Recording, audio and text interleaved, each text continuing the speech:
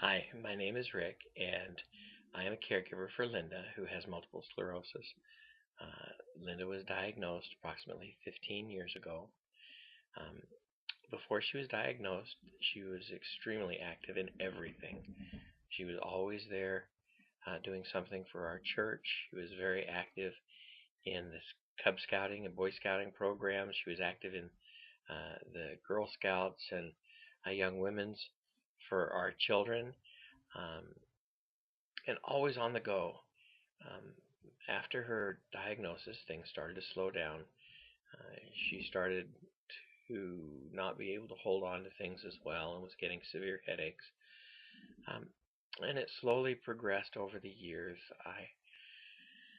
I suppose it would be like the old adage of the frog in the hot water. If you put a frog in cold water and you boil the water slowly, the frog will just sit there until it boils to death. But if you drop a frog into hot water, it'll immediately drop out. And I suppose I'm like the frog being put in cold water because as things progressed with her deterioration, I didn't see how bad it actually was.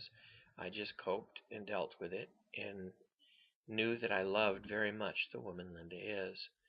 That is one thing that has never changed is she has always been my one love. Eventually, Linda became wheelchair ridden. Um, there was a point where her exacerbations became so bad that the doctor said that they thought that she would pass away within the year.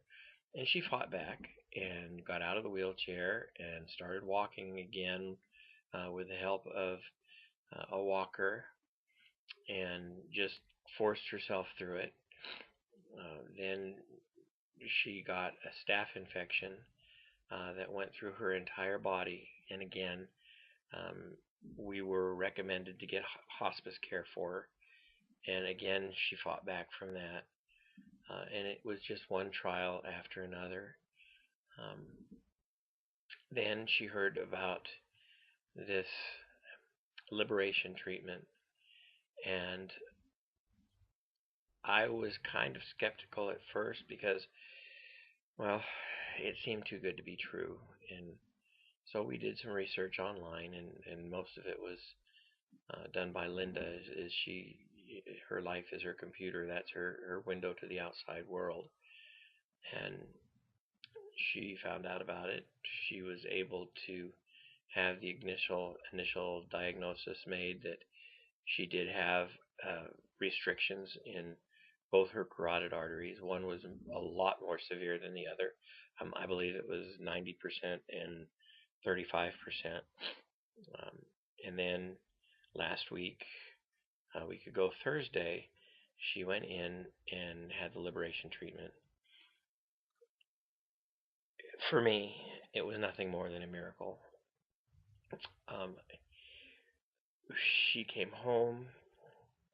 She was able to walk. Her thoughts became clearer. Her speech was more fluid. Um, I hadn't noticed, but over the years she had ceased using larger words, and her mind and her vocabulary is what she liked best about herself.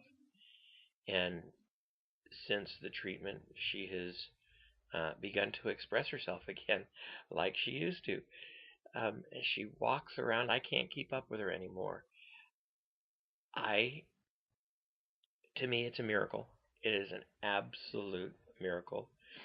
Now, I know that we will never be able to say that Linda is cured from MS, um, but it is wonderful, absolutely wonderful, to see her free from so many symptoms.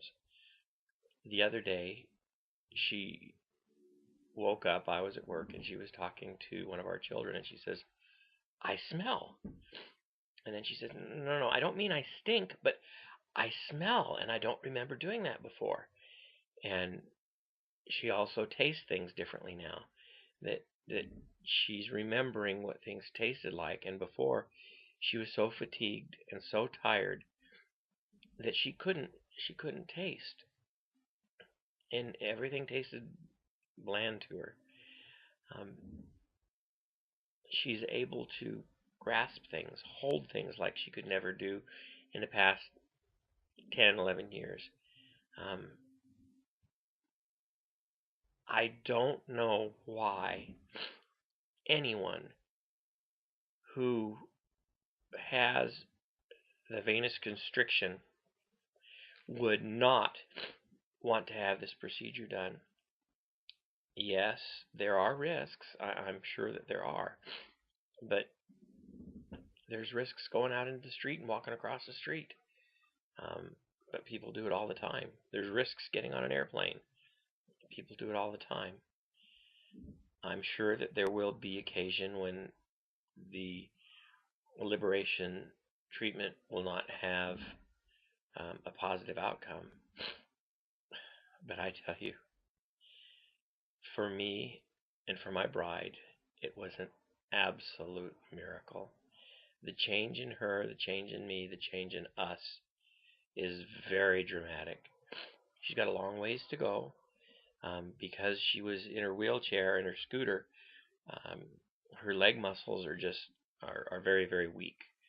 Um, but she's up. She's walking around. She she used to have a super large collection of high heels, stiletto heels, and shoes of all kinds. And she had to give them up for what she called Bobo shoes when she had to start wearing AFOs, and she had to wear flats because of her balance. When she would get out of her scooter and walk the few steps that she could to a chair, or get out of her wheelchair and walk a few steps to bed, she had to wear something that was flat. And just yesterday we were in the shoe store and I could see her eyeing high heels. Now, I know that the muscles in her legs need some work, but I can already see it in the future of her starting to rebuild her collection of high heels. I don't know how long this will last, and I don't know if ever she will show symptoms again. But even for the day of happiness, it would be worth it. For us, it's been a week, and she's still getting better. And the happiness is something that I would never trade. I was very skeptical to begin with. But I say to you, if any of you have constrictions in your veins or restrictions in your veins, and you have the opportunity to have this procedure done, don't let anyone talk you out of it. Because for me and my wife, it was a miracle. And I don't know of anyone that we've talked to that's had this procedure done that has not had some kind of positive outcome. It is absolutely worth it. Thanks for listening to me.